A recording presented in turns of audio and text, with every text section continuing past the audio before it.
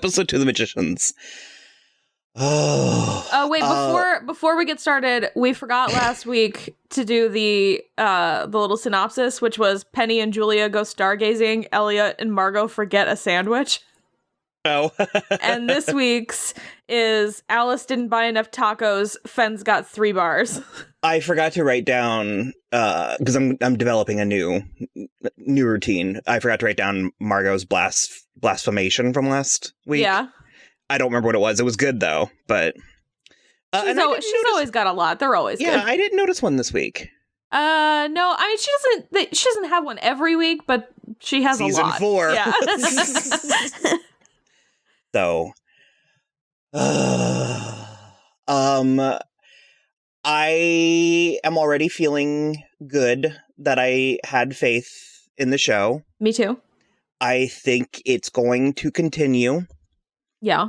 I think the entire season is going to be about grief and moving on and all of that. Mm-hmm. I don't think it's like a typical show where a character dies and then they have a funeral and then maybe for an episode people are thrown and then I hesitate to say typical show because I would have normally said that Riverdale was that kind of typical show, and they have really stuck the landing with that well. But it's like also even that is a slightly different scenario because Luke died. I get it. Well, and also it's like though Archie misses his dad, it's like that would be like losing Archie on Riverdale, and if Archie was more useful, and like because it's like it has left a gaping hole in all of their lives, and the character stuff is so interesting and so good. I didn't realize, the show, as we've chronicled, the show has handled the character of Julia very strangely, very interestingly. And so for a good chunk of the show, she was kind of an outsider. Mm-hmm. And so now that she's not only, in the fold, but as we mentioned last week, arguably leading the show, it's like her stuff with Alice. That's not something that I knew that I needed. I didn't know that I needed those two characters. Okay.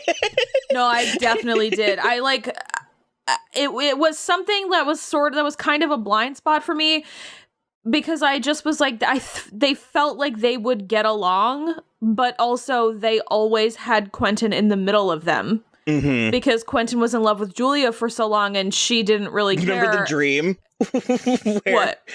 He had that dream in like season 1. Yeah, exactly.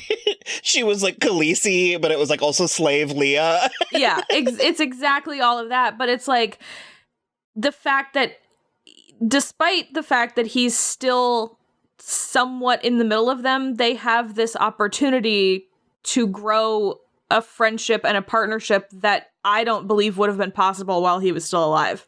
Mm-hmm. Because they never spent time together. They had no need to. He was like their go-between, essentially. Mm-hmm. It works. They were weirdly, in a way, almost pitted against each other. So and through nobody's fault, but yes, yeah. Alice is such a fascinating character for me because she has never been my favorite character, and at times I've outright disliked her, and I would even go as far as to say I still don't like her, but I value her contributions to the show. It's like I value her presence, and I think that Olivia does not get enough credit for what she does.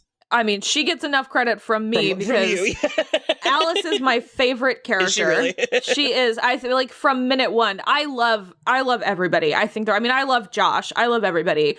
Obviously, Margo and Eliot are the pinnacle or whatever, but now that Jason Ralph is gone, it's obviously Summer and Hale are at the top of their game. They always have been. There's enough been said about them. After that, I think Olivia Taylor-Dudley is the best performer on the show. Well, she's also a good actress. She's an excellent actress, and that's the thing that's so interesting to me is because I cry a lot at movies. I don't cry a lot at TV, and like almost every time I cry at this show, it's because of Alice. It's because of her reaction, the way that she's performing it. The end of this episode was gutting. I was losing my mind. I was like, there's no excuse why this should be so heart-wrenching. And it's just her whole face and her whole performance and her voice and even the writing, because it's like that kid for me was Quentin. And 100%. Was it not Paco from You?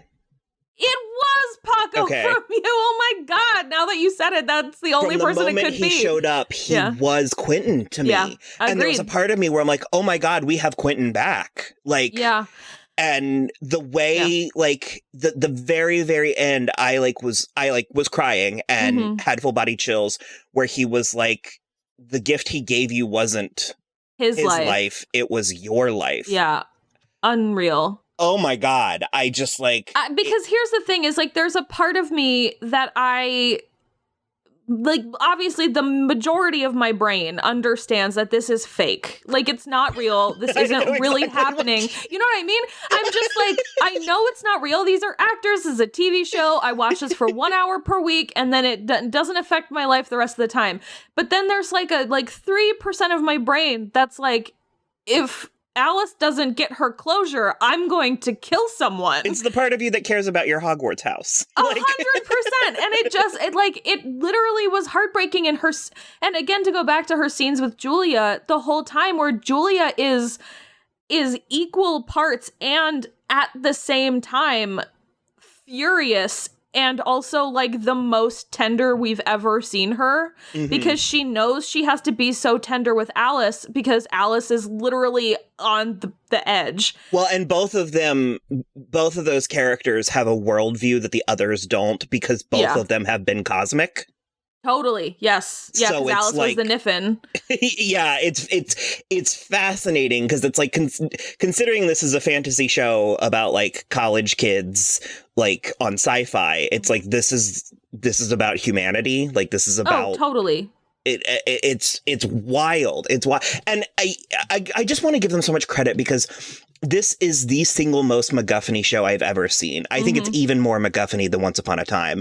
And frankly, I've compared it to Once Upon a Time a few times, but they just do so much better. The MacGuffins feel clever, or they feel funny, or they feel important. Do you know what I mean? Yeah, I totally know what you mean, because it's like the MacGuffins on this show always prove useful, where the MacGuffins on Once Upon a Time were like always a workaround for the plot.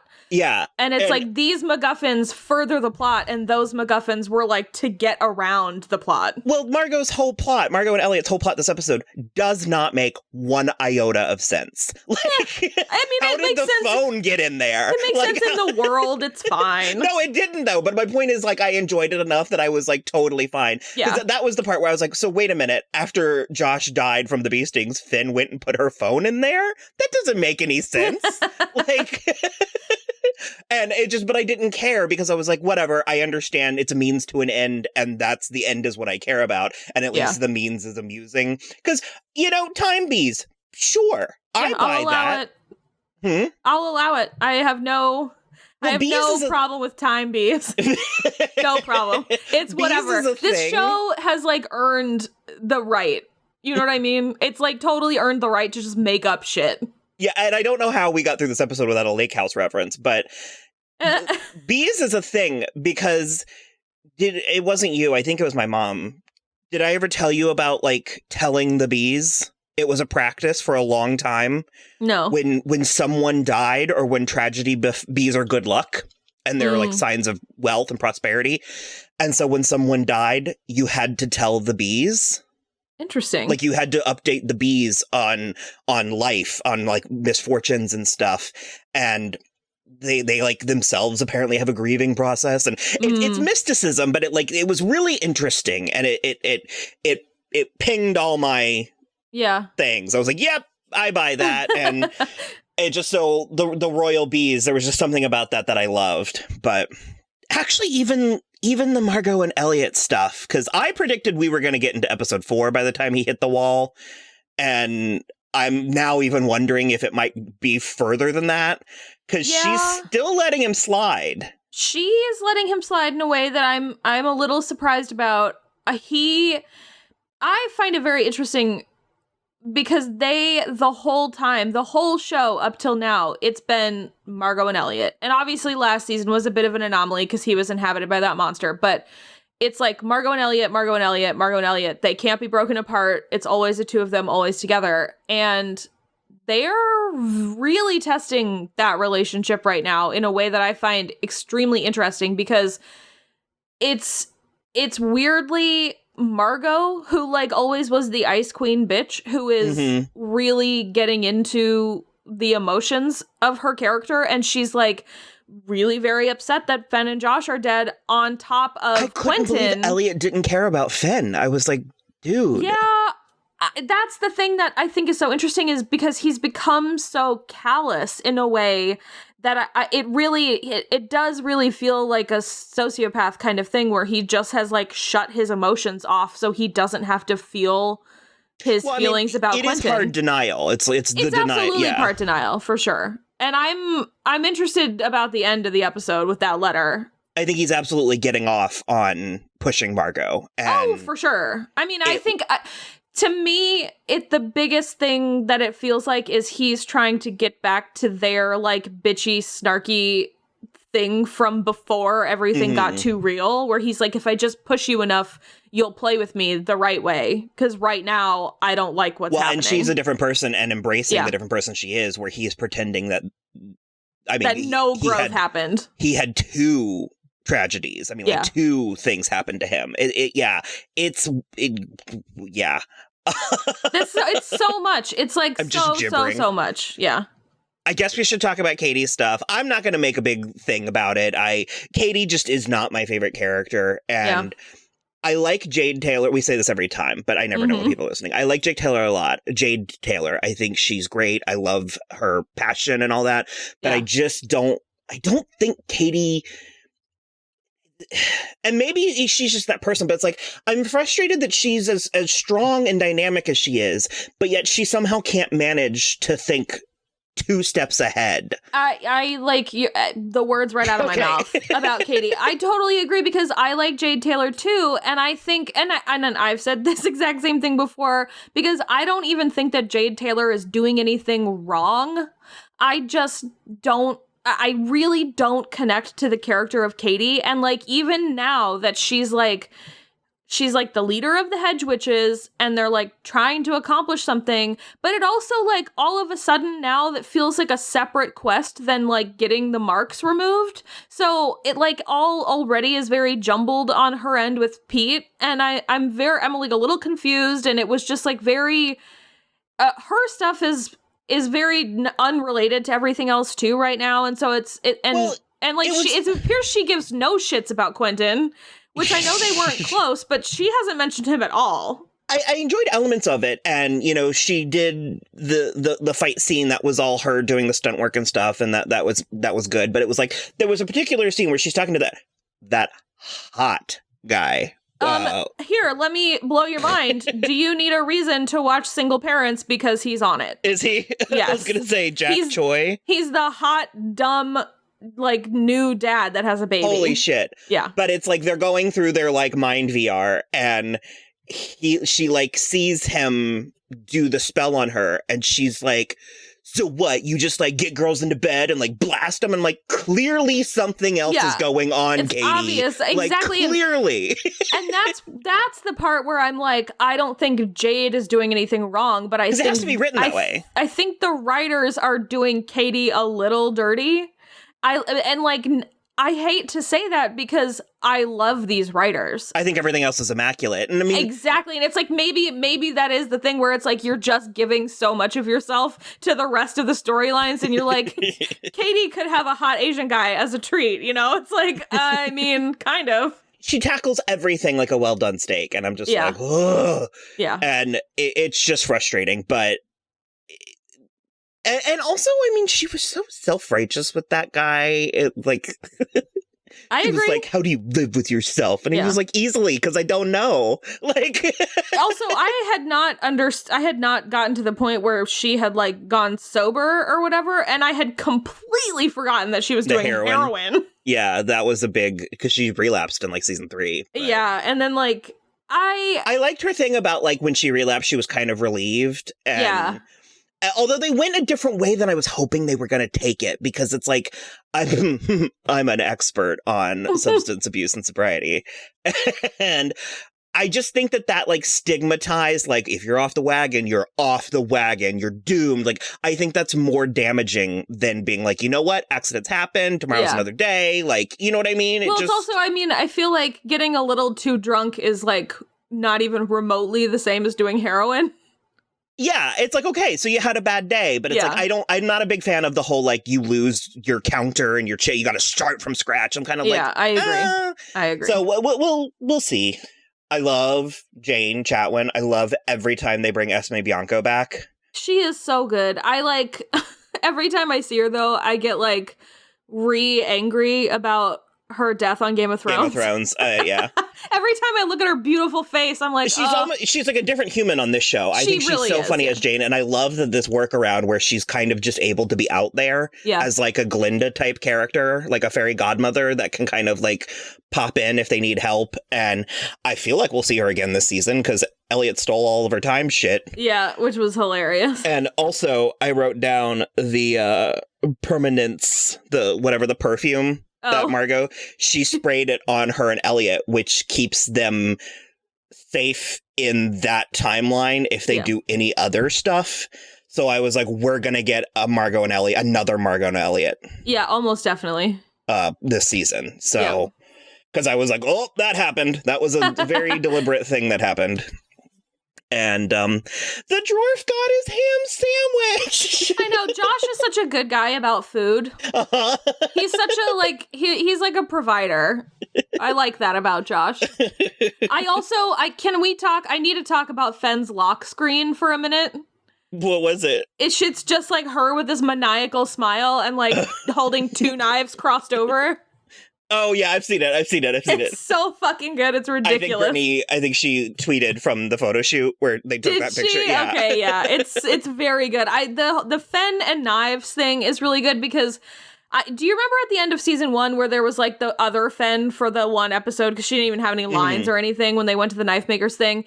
And so I was not expecting there to be this mania in Fen, and the Brittany Curran has brought this like intense mania to her, and it's so thrilling to watch because you never know when she's gonna be like batshit crazy. And to this day, still my favorite delivery she's ever given is when it's the first time she's on Earth and she's like texting Margo or Marina or somebody, and it's just like a crab and a knife, and she's like, "It's how I'm feeling."